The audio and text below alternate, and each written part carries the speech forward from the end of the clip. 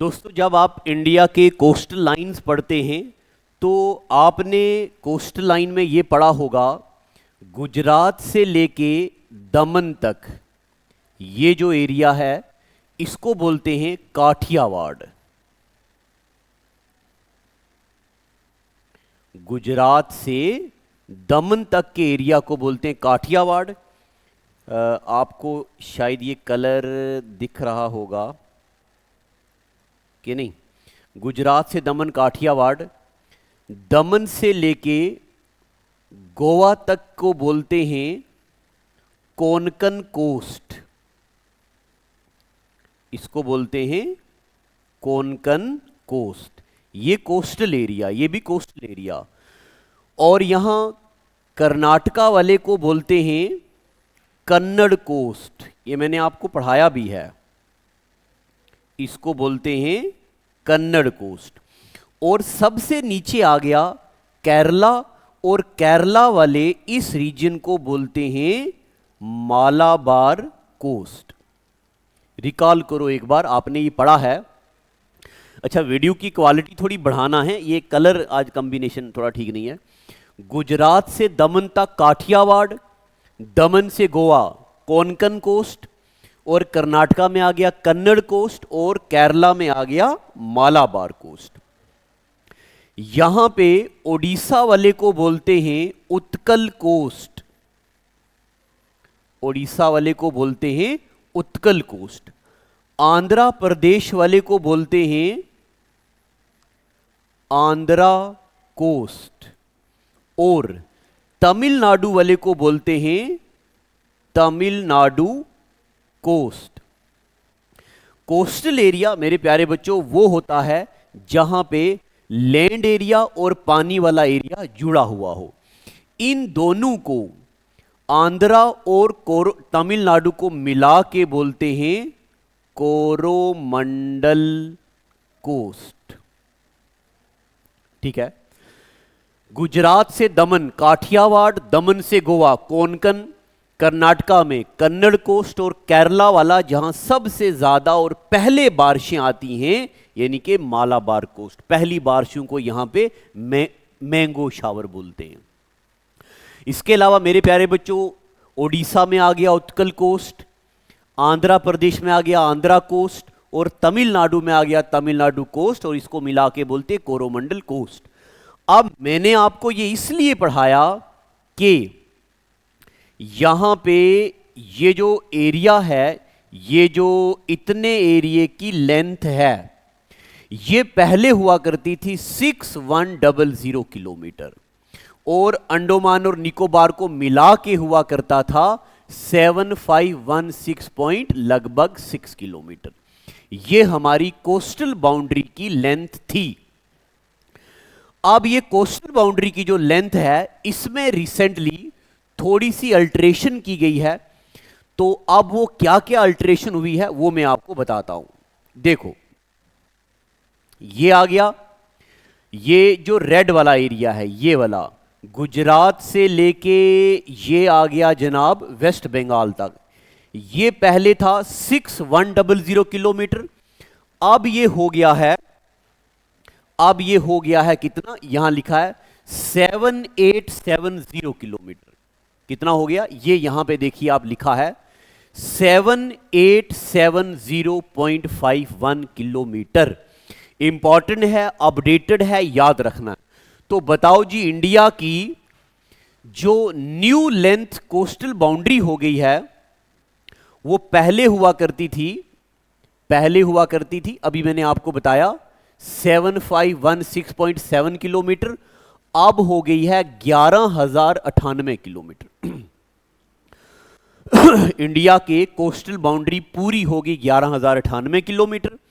इनमें से 7870 हो गया मेनलैंड एरिया, और उसके बाद बाकी हो गया अंडमान और निकोबार। यहां पे लिखा है अंडमान और निकोबार 3228 लिखा होगा यहां पे कहीं, ये है अंडमान और निकोबार, यानी कि यूटीज का है 3228, यानी कि यूटी प्लस लैंड एरिया को मिला के 11098 किलोमीटर है।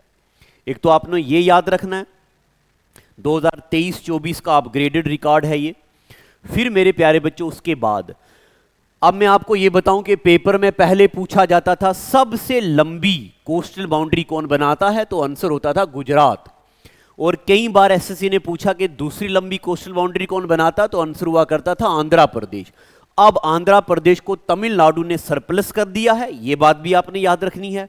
और अभी पटवारी 2024 के पेपर में पूछा गया इनमें से सबसे छोटी कोस्टल बाउंड्री उससे बड़ी उससे बड़ी उससे बड़ी कौन बनाता है, यानी कि हमें लिखना था सीक्वेंस में। तो अब देखो जी, सबसे लंबी कोस्टल बाउंड्री बनाता गुजरात, दूसरे नंबर पे तमिलनाडु, फिर आंध्र प्रदेश, फिर महाराष्ट्र, फिर वेस्ट बंगाल, केरला, उड़ीसा, कर्नाटका और गोवा। आपने ये लेंथ नहीं याद रखनी, बस आपने ये याद रखनी है कौन सा स्टेट सबसे ज्यादा कोस्टल बाउंड्रीज बनाते हैं और सबसे कम वाले दो भी याद रखने।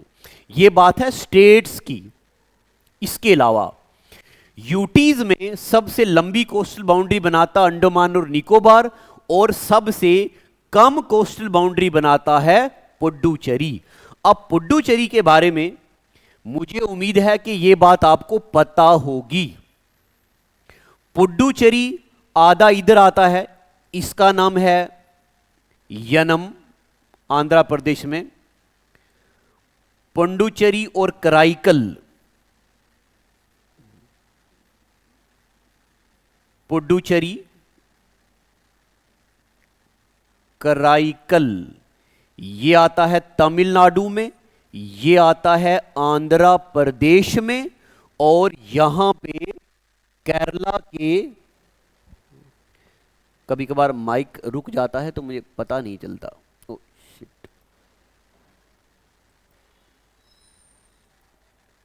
अच्छा, केरला के मालाबार में आता है माहे। इन चारों को मिला के बोलते हैं पुडुचेरी। तो पेपर में आया है कौन सी यूटी या स्टेट ऐसा है जिसका आधा हिस्सा ईस्टर्न कोस्टल एरिया में लाई करता और आधा वेस्टर्न में, वो क्या है पुडुचेरी। 1, 2, 3 और 4 स्टेटों को मिला के बनता है। ठीक है, अब यहां भी एक बार देख लो। अगर हम बात करें सबसे ज्यादा स्टेट, सबसे कम स्टेट गोवा, सबसे ज्यादा यूटी और सबसे कम यूटी पुडुचेरी, हो गया ज्यादा ये। अब यहां भी एक बार देख लो, मेनलैंड इंडिया का बाउंड्री है 7870। यहां मैंने अभी लिखाया था आपको 7870 किलोमीटर। और इसके बाद आइलैंड, ये हो गया मेनलैंड, और ये हो गया सॉरी ये हो गया मेनलैंड इंडिया, ये हो गया इंडियन आइलैंड 3228, और टोटल हो गया इतना। ये भी याद रखना है, ये भी याद रखना है, ये भी याद रखना है। ठीक है, इसके अलावा कुछ एक चीजें आपने एक पॉइंट्स याद रखने हैं। सबसे ज्यादा इंक्रीमेंट कहां हुआ, गुजरात में। Gujarat has longest coastline, याद रखना। ये जो मैं अभी आपको पढ़ा रहा हूं ये उन बच्चों के लिए है जिन्होंने पहले से पढ़ा हुआ है, बिगिनर्स के लिए नहीं है। बिगिनर्स को मैं बिल्कुल और बेसिक चीजें पढ़ाता हूं, तो ये भी तो बेसिक ही है, मगर ये मैं एक बीच का टॉपिक है ना, इसलिए बता रहा हूं आपको। गुजरात की सबसे लंबी कोस्टल बाउंड्री है। स्टेट्स की अगर हम बात करें, गोवा की सबसे कम कोस्टल बाउंड्री है, और यूटीज में अंडमान और निकोबार की ज्यादा है, अभी मैंने आपको बताया, और पुडुचेरी की सबसे कम है, अभी मैंने आपको बताया। मगर गुजरात ने सबसे ज्यादा इंक्रीमेंट भी किया है 2024 में। फिर इसके अलावा केरला ने रिकॉर्ड किया है सबसे कम इंक्रीमेंट। केरला में इंक्रीमेंट हुआ मगर कम इंक्रीमेंट हुआ। मगर पुडुचेरी एक ऐसा स्टेट या यूटी हो गया जिसमें डिक्रीज हो गया कोस्टल लाइन।